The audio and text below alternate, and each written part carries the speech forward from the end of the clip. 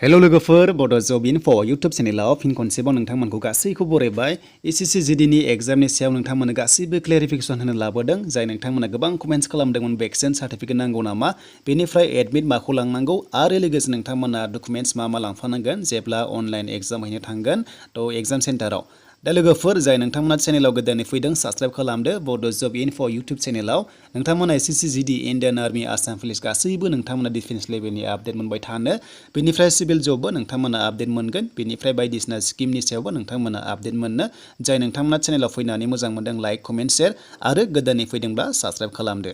दा लोगोफोर जों थांसै अफिसियेल वेबसाइटआव एसएससीआव दा एसएससीनि अफिसियेल वेबसाइटखौ नोंथांमोना बयबो मिथिखायो बेनिफ्राय मोनसे रादाबा बेनो लोगोफोर जे जाय नोंथांमोना रिजेक्ट जादों दा नटिसआव गोबां रिजेक्ट जादों होनना बुंगासिनो दङ दा बेखायनो मोनसेल' चान्स दङ जुदि एसएससीआ जुदि आखायाव लायोब्ला गोदान अफिसियेल नटिस होयोब्ला नोंथांमोनाबो अनलाइन एग्जाम होनो हागोन एबा एडमिट डाउनलड खालामनो हायो नाथाय दायो बे जेबो आपडेट गैया जे एग्जाम होनो हागोन होननानै जायफ्रा रिजेक्ट जाबाय नोंथांमोना एडमिट मोननाय नंखाया डेट मिन्स एग्जाम होनो हाला स' लोगोफोर बेनि सायाव उनावहाय आपडेट फैयोब्ला आं नोंथांमोन थाबैनो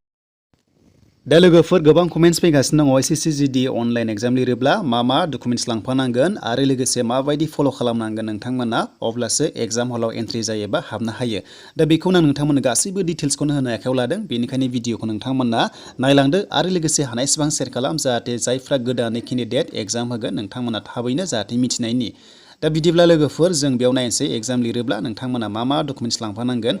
दा लोगोफोर गोबां कमेन्ट्स खालामदों एडमिट दा एडमिट होनाय लोगो लोगो जेब्ला नोंथांमोना एप्लाइ खालामनायाव जितु एडमिट मोनोना जेब्ला डाउनलड जागोन नोंथांमोना बे एडमिटखौ लांफानांगोन खायसे एसएससीनिखौ बिदों सानदों नाथाय बे नङा लोगोफोर नोंथांमोना एडमिट कार्ड दानि अरिजिनेल जितु डाउनलड जागोन बेखौसो नोंथांमोना लांफानांगोन बेनिफ्राय पासपर्ट फट' नोंथांमोना गांसे लांफा जायखिजाया मोनसे लांफा एप्लाइनिखौ नांलाया जायखिजाया मोनसे लांफा बेनिफ्राय सेकेन्डआव फैबाय दानिया नोंथांमोना हेन्ड सेनिटाइजार लांफानांगोन बेनिफ्राय मास्क गाननांगोन आरो लोगोसे हेन्ड ग्लभ्स मानोना जाबाय नोंथांमोना अनलाइन एग्जाम लिरगोन कम्पिउटाराव थ' बेखायनो हेन्ड ग्लभ्स गानथारनांगोन नोंथांमोना बेखौ गानाब्ला एग्जाम हलाव हाबनो हानाय नङा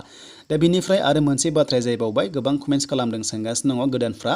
भेक्सिन सार्टिफिकेट नांगौ नामा दा लोगोफोर भेक्सिन सार्टिफिकेट नांगौ नामा गोबां कमेन्ट्स फैदोंमोन स' बेनि सायाव दायो लोगोफोर जेबो डिटेल्स गैया नाथाय लोगोफोर एसएससी जीडीआव एबा जायखिजाया एग्जामाव दायो भेक्सिन सार्टिफिकेट बिनाय थाया मानोना गासैबो भेक्सिन लाजोबनो हायाखै अल इन्डिया बेखायनो लोगोफोर नोंथांमोना जेबो जिंगासिनो गैया दा भेक्सिन सार्टिफिकेट नांलाया लोगोफोर जेब्ला नोंथांमोना एग्जाम हैगोन अब्ला भेक्सिन सार्टिफिकेट नाङा नाथाय लोगोफोर कभिड-19 नोंथांमोना रुल्स एन्ड रेगुलेसन फल' खालामनांगोन बेनो जाबाय नोंथांमोना मास्क गाननांगोन सेनिटाइजार लांफानांगोन हेन्ड ग्लभ्स नोंथांमोना लांफानांगोन ससियेल डिस्टेन्सिं नोंथांमोना फल' खालामनांगोन बेनिफ्राय एडमिट फट' आरो लास्टआव जाबाय आइडि प्रुफ दा बे आइडि प्रुफ होनाय लोगो लोगो नोंथांमोना मिथिखायो जायखिजाया PAN card Aadhaar card bank passbook account number